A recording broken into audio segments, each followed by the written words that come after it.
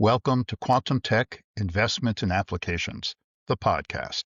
I'm your host, Bob Sutor, and it is produced by Katie Sutor, and everything's brought to you by our company, Sutor Group Intelligence and Advisory. Well, not only welcome to the podcast, welcome to the very first episode. We'll be numbering these via the date in which we post them. So this is 2025 11 10, November 10th, 2025. And the title for today, Intros, DARPA Quantum Benchmarking Initiative and Quantinuum Helios. Well, this may give you an idea that we're going to be talking about some news this week. Well, that's exactly right. But first, there's an elephant in this quantum podcasting studio, and that is, does the world really need another quantum podcast? There are quite a few of them. If I had to guess, 10 or 12. I've been on many of them. On one of them, a very good one, I've been on 3 times. Well, I think there's a little extra room. This is not going to be an interview show, though we may have guests from time to time. Here, we're going to focus on the news, the developments in the industry. I'm going to comment on this. I'm going to try to connect different threads together. I'm going to try to cut through the hype of what's happening and to give you a realistic, a sensible way of viewing this that goes beyond just marketing enthusiasm or day trading investment enthusiasm or any of these sorts of things. Also, as I travel, which I do quite a bit, I give talks, I advise companies. I'll do some updates from the road, if you will. And so you'll get an inside view, I think, at least from my perspective, of what's happening in the industry. So now we're going to switch over to a more PowerPoint-oriented visual display here. Well, it is PowerPoint, but also because, frankly, there are a lot of words with this. And we're going to start by talking about the DARPA Quantum Benchmarking Initiative, which began in July of 2024. Now, DARPA is a United States agency. So it's the Defense Advanced Research Projects Agency within the Department of Defense in the United States. I always stumble for some reason on saying what all the words are behind DARPA. But make no mistake about it, it's a United States effort. And so, you would tend to think that it's about the quantum industry, the quantum computing industry in the United States. Now, the text that describes it is as follows. The Quantum Benchmarking Initiative, the QBI, aims to determine if it's possible to build an industrially useful quantum computer much faster than conventional predictions. Specifically, QBI is designed to rigorously verify and validate if any quantum computing approach can achieve utility scale operation, meaning its computational value exceeds its cost, by the year 2033. Well, let's look at some of those words. Rigorously verify and validate if any quantum computing approach can achieve utility scale operation, meaning its computational value exceeds its cost. Well, rigorously verify and validate. All right, so that's not just marketing text. It's not just imaginary computers and hidden rooms someplace, right? You actually have to show that you can do this with real systems, right? And the question is, if any.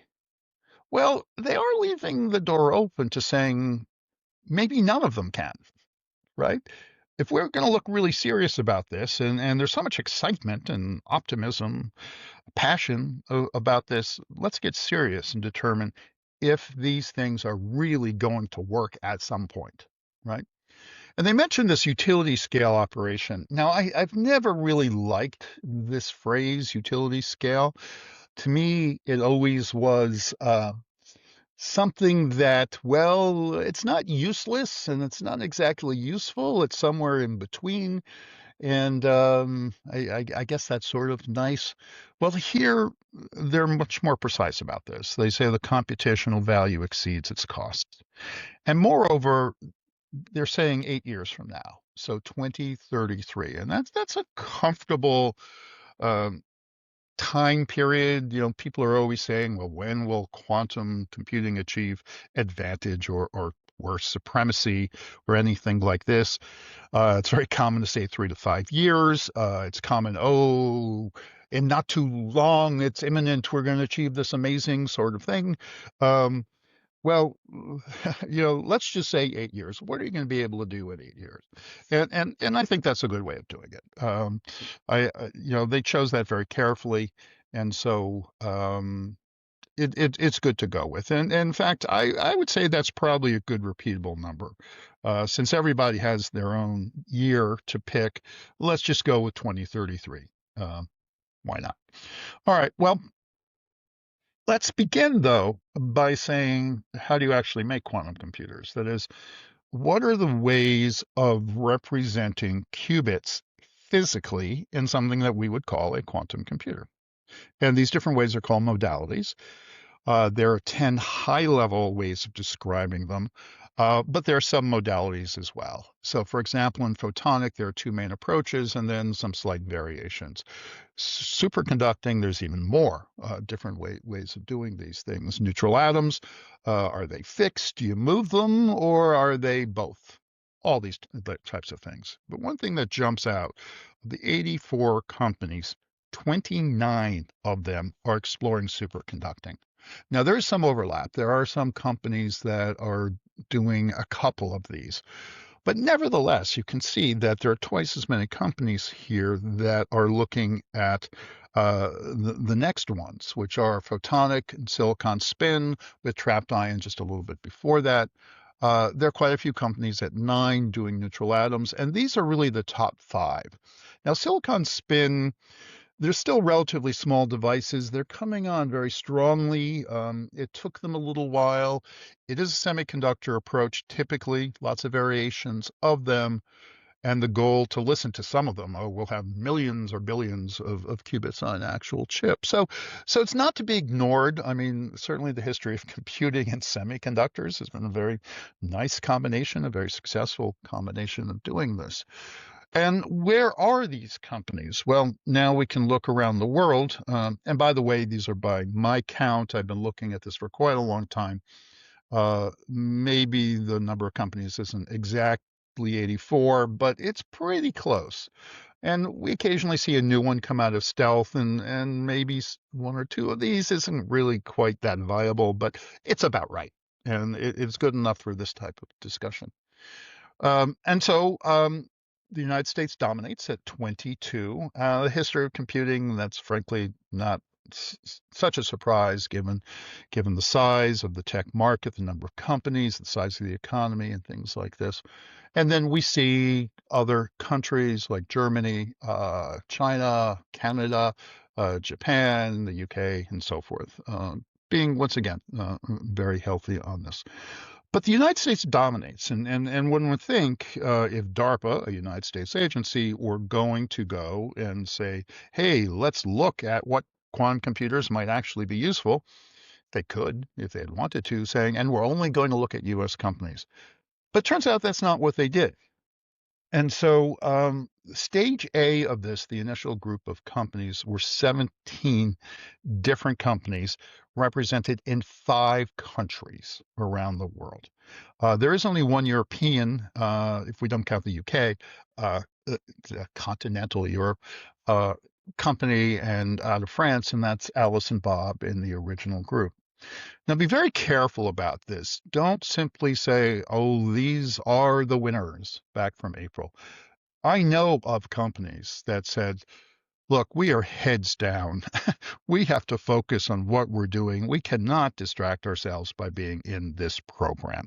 So thank you very much, but we're just not going to do it. And there are other companies, presumably, who applied to be part of the program, but for whatever reason, didn't make it. So again, do not take this, strictly speaking, as a beauty contest, but at least all these companies did pass through some stage of judging and say, yeah, okay, you get to play. And by the way, you get some money, but you got to turn around and do some work for this, right? Well, as time went on, right, and here we're only talking about this last April, there's some consolidation. And so if you'd rolled back to April, in my chart, you would have seen 86 companies. Well, we lost a couple. Atlantic Quantum, a superconducting company, was absorbed by Google, and IonQ bought Oxford Ionics. So Atlantic Quantum, which was a spin out of MIT, goes to Google, both US. Oxford Ionics goes to IonQ, so a UK company goes to a US one, so -1 for UK, right? If we're counting those sorts of things, and so from 17 we dropped down to 15 in staging. Time went on.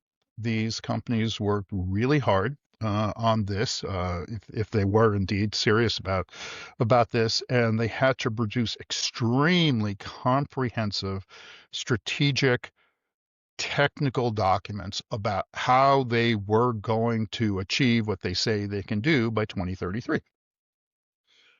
I've seen some of this information, and wow, it's detailed. It's extraordinary.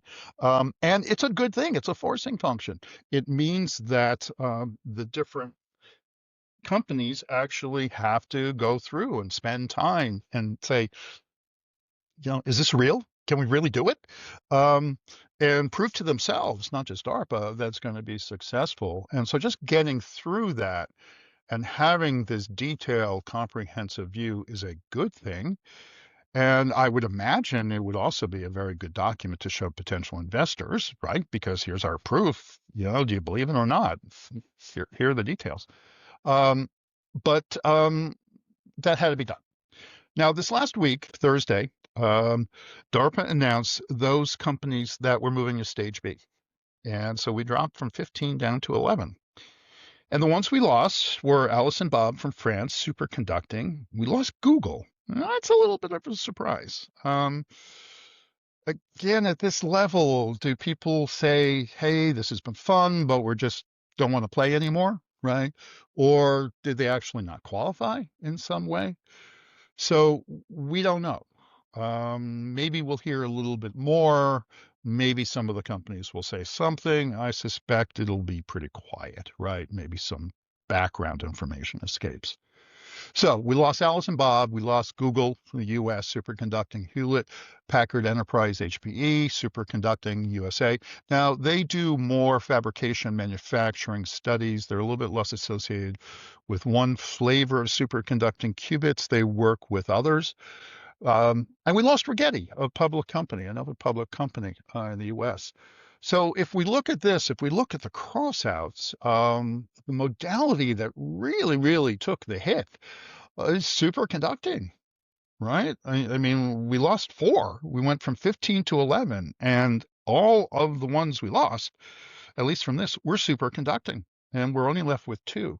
So if you look at the different modalities, they're much more evenly represented in this grouping than it was originally, and then also just the counting the noses around the world. Now, DARPA has said this isn't necessarily the only stage A to stage B, maybe to stage C. They may be doing other programs as well. That is, there may be other companies entering into another stage A that might go to a stage B, so they might be time shifted. We don't know. Some investors are using this as a little bit of a judgment, saying, well, if you didn't make it through this stage, you're not worth, the money. Well, you do have to explain why you didn't. You do have to come up with a good excuse. However, it is not the only reason, right? As I've tried to point out here. So you have to talk to the company, and you must have technical expertise to inform you that what the company is talking about really makes sense as well. As you look at this, do not simply take the results of this at face value. There's a story behind every company, and there may be companies that enter into this process at a later date. Okay, so that was DARPA. It was big news. It was well covered with a lot of interesting headlines. A lot of newsletters talked about this. In particular, Brian Siegel waxes his Quantum Dragon. He was one of the very first ones out of the gate to talk about this, and even Fast Company picked up on the story. Well, the next news item was Quantinuum. So Quantinuum is one of the companies that's proceeding. They do trapped ions, and they announced their Helios 98-qubit quantum computer. Last year, Quantinuum put forth a roadmap of 5 systems. They already had the H1, the H2. They said they would have a Helios system, this one, by the end of 2025. So they got comfortably in here by the end of the year, to be followed by a Sol system and eventually an Apollo system, which will have many, many, many qubits. And it's going to be interesting how they do this. They're going to be replicating the core structure of the trap in Helios as they go to Sol. They'll be looking at multiple dimensions. I would guess they'll be looking at quantum networking. I like to say we'll make big quantum computers by networking little quantum computers. Uh, Quantinuum went out of its way to really talk to people about this system. Very good briefings, very technical. You can always count on Quantinuum to give you a lot of technical information, a lot of numbers on doing these things. So that's a plus to do this. So a nice announcement, and we will see what comes next. There are already a few extra papers that have come out. People have been using the system. Yay, it works, right? And I expect we'll see more from this. This puts pressure on other companies to do something similar, right? Don't just tell us you're great. Prove to us that you're great. Demonstrate. Show me what is going on. And if you fall short, people are going to say, well, that's nice. You say you're wonderful. Prove it. All right. Okay. Now, this announcement, by way of how we at the Sutor Group talk about things, was part of what appeared on our Substack this last week. You can see it down there, second from the left in the second row. We also talked about the D-Wave financial results. Similar to the last quarter. The IIQ financial results as they continue to diversify. I was on another podcast. Uh, these are the main posts we put up. Some are paid because they have extra information. For example, the full report that I had showed you some slides earlier from the QPUs is in there. Dozens and dozens of pages about investors and these modalities and news reports and all sorts of things. That is things that take somewhat extra effort for paid subscribers, but there's a lot for the free subscribers to this. And I really recommend that you subscribe to the Daily Quantum Update. This is completely free, Monday through Friday, in your inbox in the morning, if we can manage to do that, which we almost always do. You will see the top news coming from hundreds of sources on the news. You're not getting hundreds of articles. You're getting 1 to 2 dozen of them, but they are the important ones that pop through this. So please do take a look at the Substack. It has the same name as this podcast. Now, let's talk a little bit about sponsorship. Well, okay. This is Chester. He's sort of the sponsor. He doesn't, well, I wouldn't say he doesn't contribute anything. He does sometimes make it a little difficult for me to type, but he's a good companion as we do this. I will say, though, that the sponsor for this episode is me. And I want to highlight my textbook, Dancing with Qubits, second edition. Second final edition. It took quite a while to do. It really takes you from the basic math you need through 1 qubit, 2 qubit operations, the basic circuits, the basic algorithms, Shor's algorithm. And new in the second edition, we talk about the NISQ algorithms and we talk about quantum machine learning. And I'm very straightforward on this. I show you what people are doing, but I'm also saying what doesn't work now and why. Really, honestly, the future has to be in fault tolerance, in error correction, and we talk about that in the book as well. Other sponsorship, other than me, is available for companies, for organizations, and for conferences if you want to highlight what you'll be talking about. And yes, we can bring people on this if you'd like to talk about what's going on here. Contact Katie at Katie Sutor at sutor.com for details. We have several packages we've already put together, and we are very happy to customize this for you. Well, that's it for today. Here's the normal legal stuff. You can go to sutor.com. That's the short version for the long website here. You can look at the legal stuff, as I call it. There's a lot of other information about what we do, pointers to our Substack, pointers to our reports. Um, Take a look if you have a chance. So see you soon on episode number 2 for this. And thanks for joining us today.